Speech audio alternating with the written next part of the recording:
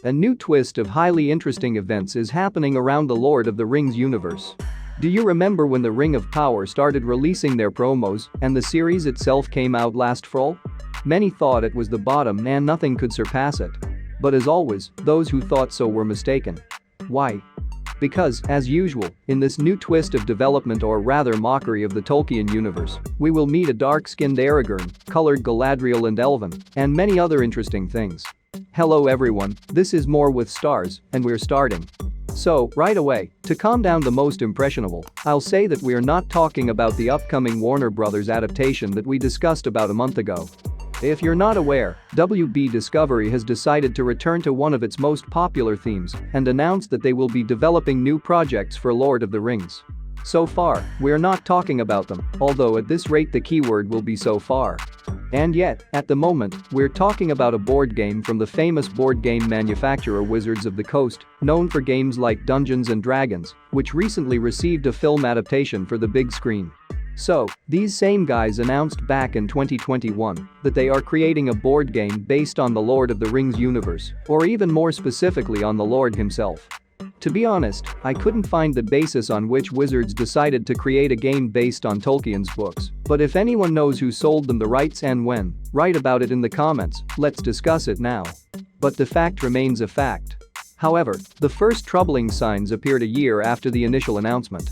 It was last summer when several publications reported that in the pursuit of a new interpretation of The Lord of the Rings and the so-called Tolkien actualization, the game developers were planning to change a number of canonical characters, such as making Aragorn dark-skinned.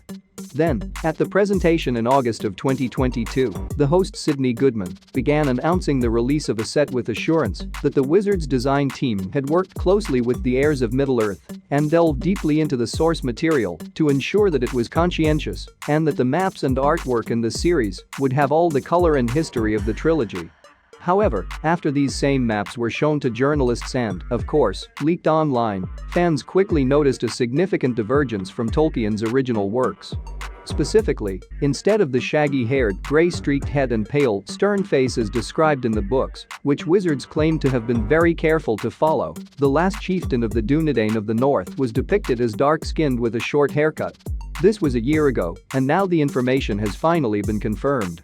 And we have received new images not only of Aragorn, but also learned, for example, that both Galadriel and Elrond will be represented in the game as dark-skinned characters.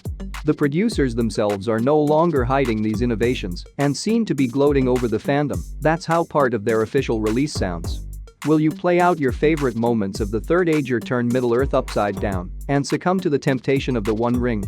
It's all up to you, so get ready to hit the road, not knowing where it will take you or who you will meet. And honestly, there's no arguing that Middle-earth is truly turned upside down, and it's completely unclear how you can encounter a dark-skinned Aragorn with a colorful Galadriel. It's clear that a huge number of people immediately protested such a distortion of the original. However, there are also other people who are ardent supporters of such innovations, or as they call it, a more modern and up-to-date view of Tolkien. In the end, the first batch of Lord of the Rings cards will be released on June 23rd and another on November 3rd, with the authors of this board game masterpiece emphasizing that they're Lord of the Rings. The history of Middle-earth is a completely legal game. Well, I understand that someone who is a successor to Tolkien or a rights holder had to give their approval for this. Honestly, the rights to the writer's works are probably very complicated, and besides Tolkien, there's Warner, New Line, and even the Swedish gaming company. I wouldn't be surprised if they belong to someone else. But at least there were no such blatant violations of the canon before, and even the Amazon series, The Lord of the Rings, didn't dare to do something like this. Well, perhaps we are all on the verge of a new era in the adaptation of the Legendarium, and I am sure that not everyone will like it. What do you think about this? Be sure to write in the comments, let's discuss this together. I recommend subscribing to the channel so as not to miss anything in the future. See you next time.